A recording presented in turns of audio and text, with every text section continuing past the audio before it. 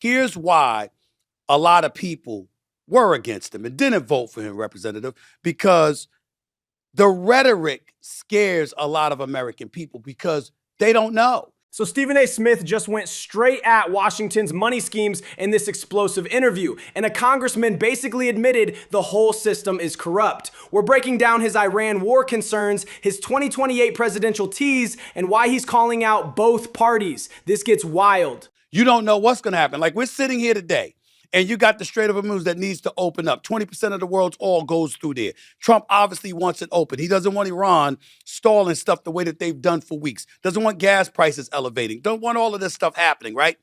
The American people, when they hear him talking like that, some of them do believe he's crazy enough to do what the hell he said he's going to do. And as a result, it could put America in a tremendous, tremendous bind.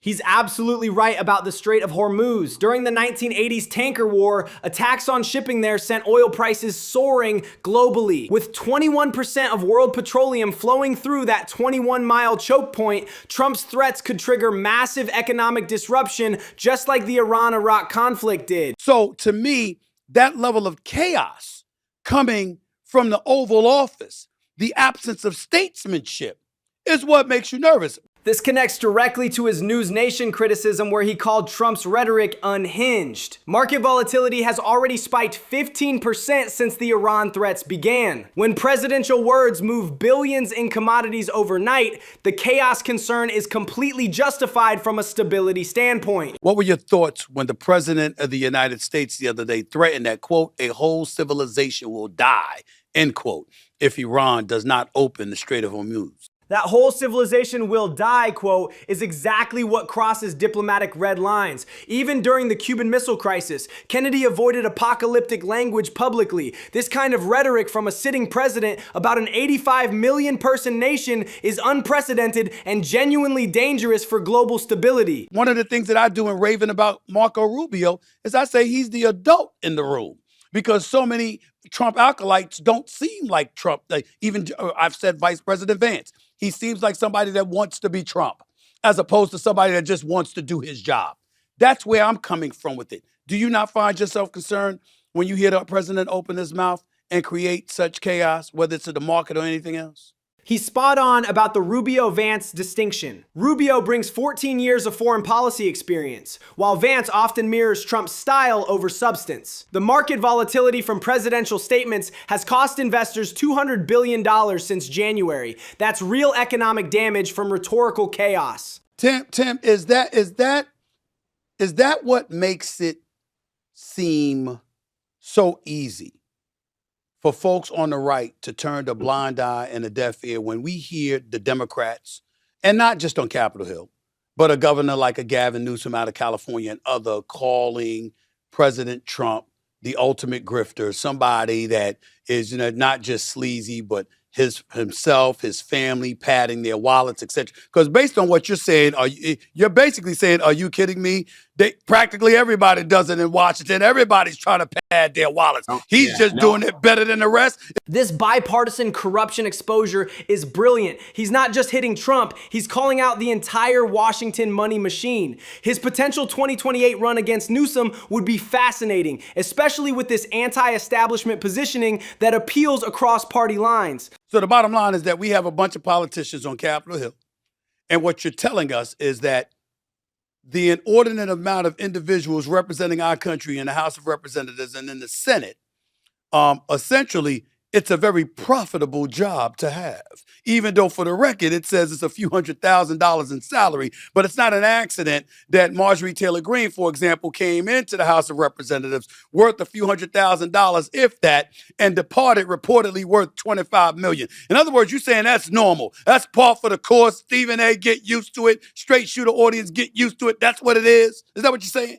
The math is staggering. Congressional salary is $174,000, yet members routinely become multimillionaires. Marjorie Taylor Greene's wealth jumped from hundreds of thousands to $25 million in 4 years, exemplifies systematic corruption that goes way beyond any single politician or party. They can talk about me running all they want to. They don't have anything to worry about when they told me they're going to take my money because I immediately got to come off the air the second I announce I'm running. The one thing they ain't doing is taking my money. They ain't got to worry about me running if they're going to take my money. Now, if they ain't messing with my money and I could still go to work, I would be on that debate stage in a heartbeat, going up against mostly the progressive left. I'm a centrist who leans left on certain things, leans right fiscally, but I am not down with MAGA, and I am not down with the progressives, and I'm proud to say that. His March 2026 decision to skip 2028 makes sense financially, but that centrist positioning, fiscal conservative, social liberal, anti-MAGA, and anti-progressive would absolutely dominate mainstream voters. His debate performance against career politicians would be must-watch television. You've had people out there calling for the 25th Amendment to be invoked and for President Trump to be removed from office because they believe he's unfit.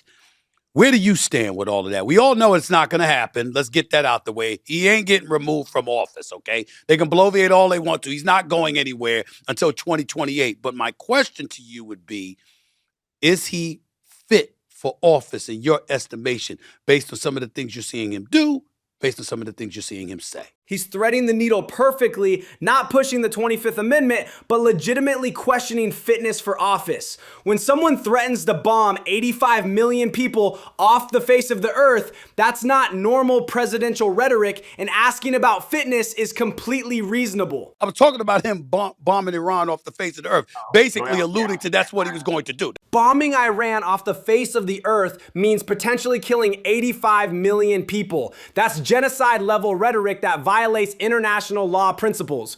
When sitting presidents casually discuss wiping out entire civilizations, questioning their judgment isn't partisan. It's basic human decency. You've said you've seen UFO briefings that would, quote, set the earth on fire, end quote. And you also said publicly, you're not suicidal. That's a serious statement. What exactly are you being told that the American people aren't allowed to hear, sir?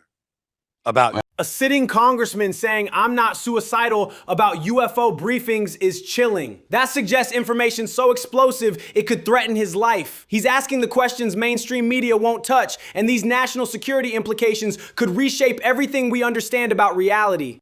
He promised it during the campaign, but he also promised a lot of transparency with the Epstein files. That hasn't worked out that way. I can tell you that much. Exactly right. Trump promised Epstein files transparency during the campaign, then delivered nothing. This connects to his broader pattern of saying whatever gets applause, then governing differently. The broken promises pile keeps growing, validating concerns about his credibility completely. Since Trump returned to office, Democrats have been somewhat successful, if not, dare I say, very successful at the polls, during elections.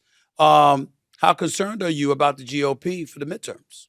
The 2026 midterm math looks brutal for Republicans. Trump's approval on economic issues sits at 40%, and his focus on Iran chaos over kitchen table concerns is political malpractice. Democrats won special elections in red districts precisely because voters want stability, not constant drama. Are you a proponent for age limits for representatives and Senate figures in the nation's capital? Do you believe there should be age limit? Age limits poll at 80% approval across both parties. That's massive bipartisan appeal. His common sense positions like this, combined with his anti-corruption stance, show exactly why he could win over exhausted voters tired of extremes from both sides of the political spectrum.